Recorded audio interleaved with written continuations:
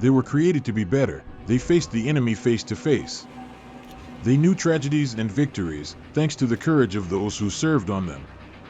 They entered history and rightfully earned the title of maritime legends.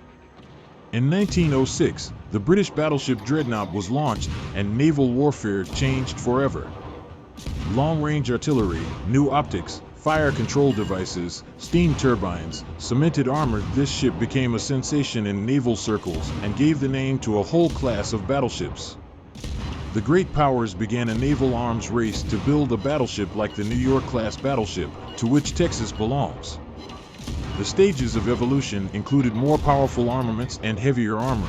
Texas was launched in May 1912, completed, and finally accepted into the U.S. Navy 2 years later.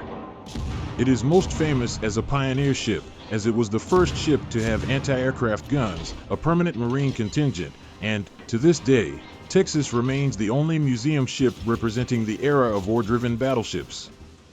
Some elements of Texas's construction can be considered quite traditional. For instance, the Dreadnought's armor was designed in the old distributed scheme, covering not only the central part of the ship but also the ends. The quality of American armor at the time was on par with the world's best standards, which is crucial for a battleship. Armor gives you the ability to defend, and not only can you inflict damage on the enemy or gain resistance to the damage inflicted by the enemy, allowing you to stay in the battle for longer. Now, let's talk about Texas's armament. First and foremost, it had 5 main gun turrets, each with 2 Mark I guns.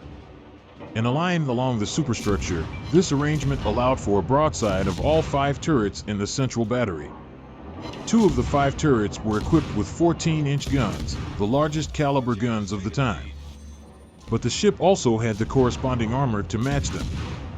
At the time of its construction, it was one of the most powerful ships on the planet, with a full load displacement of just under 32,000 tons.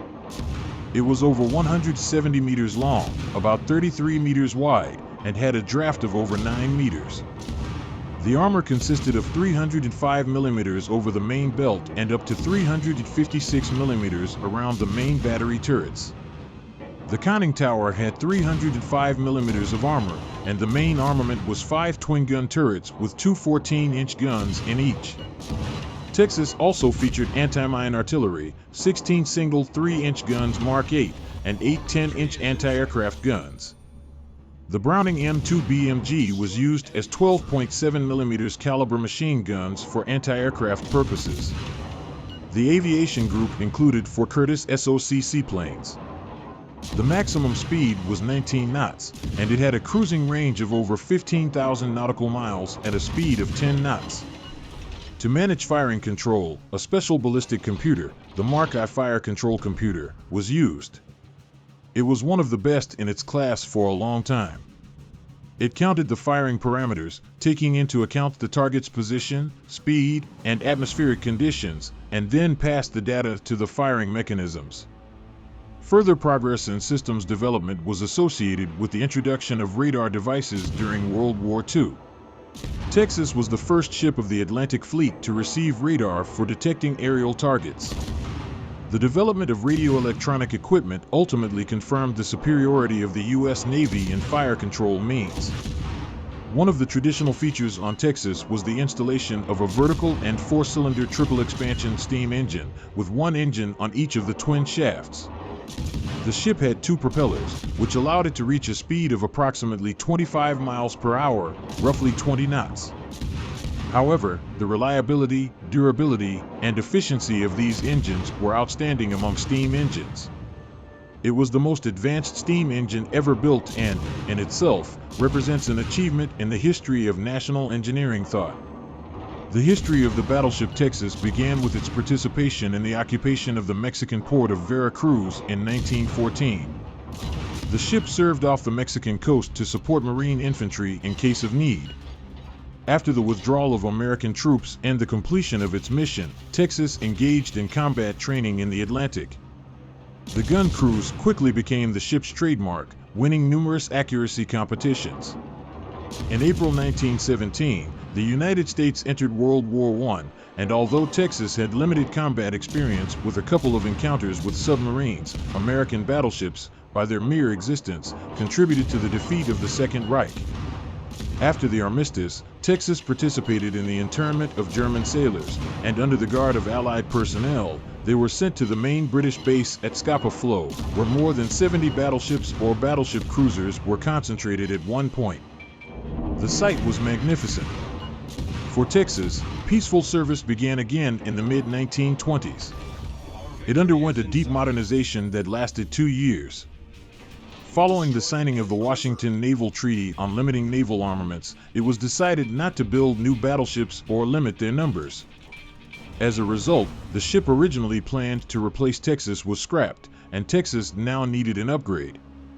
Between 1925 and 1927, Texas was converted from coal to oil fuel, the torpedo tubes were removed, additional protective capabilities were acquired, anti-torpedo bulges were installed. All these improvements turned it into a new multi-purpose ship and gave it a second life. In World War II, Texas contributed significantly. For its special merits, it received 5 battle stars. The first stars were awarded in 1942 for its participation in Operation Torch, the Allied landings in French Morocco and Algeria.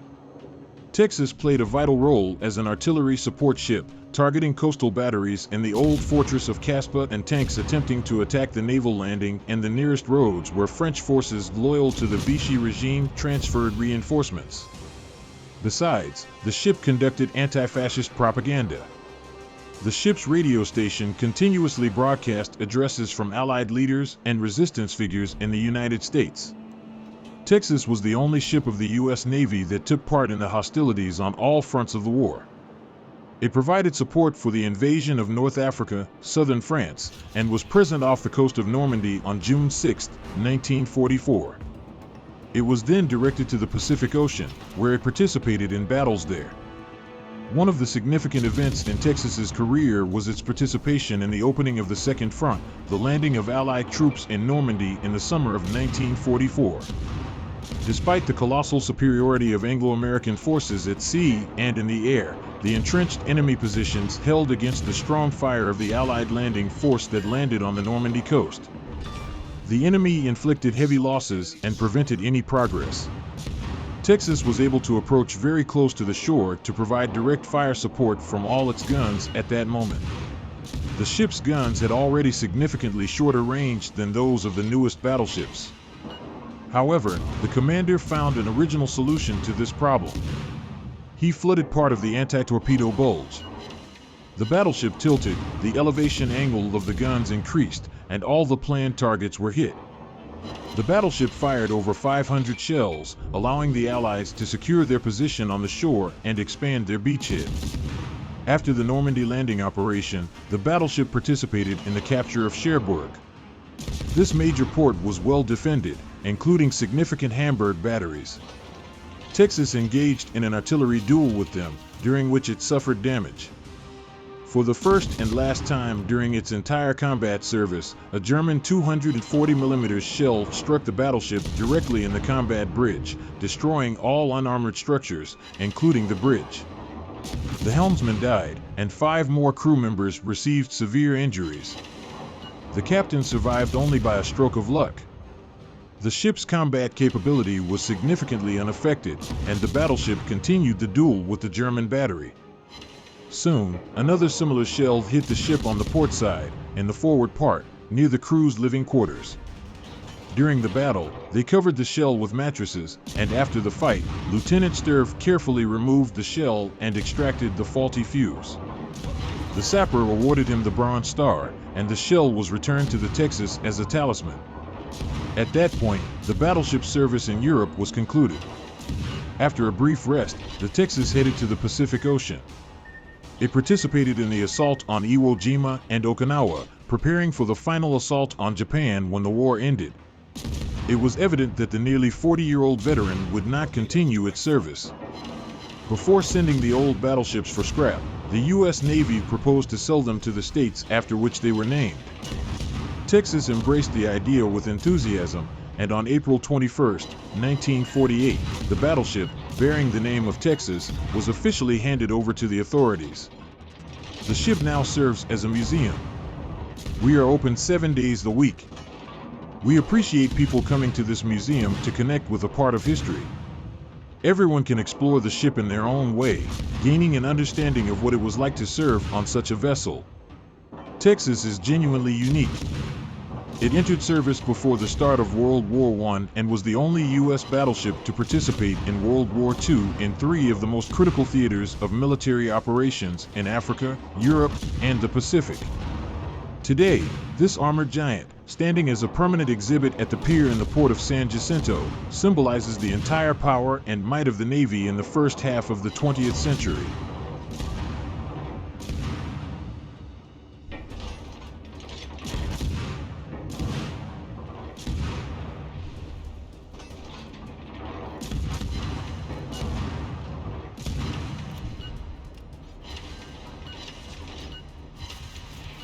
Torpedoes, dead ahead.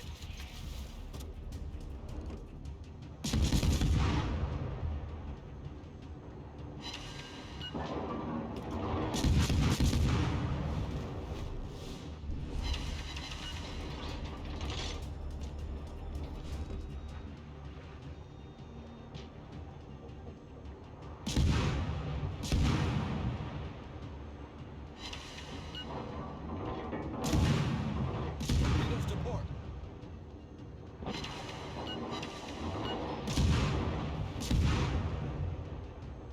Torpedoes to port.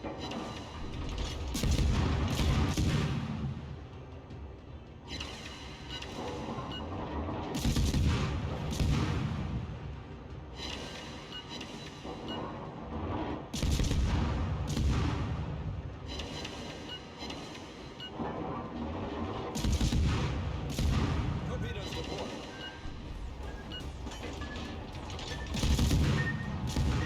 Torpedoes to port.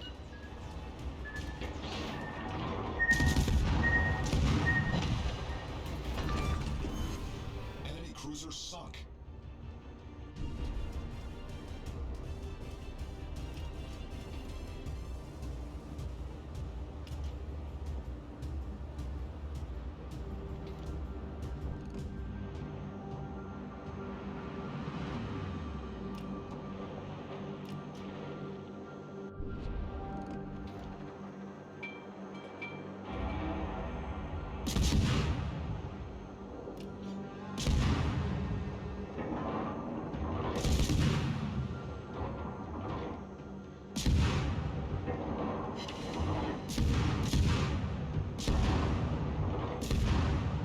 Enemy battleship sighted.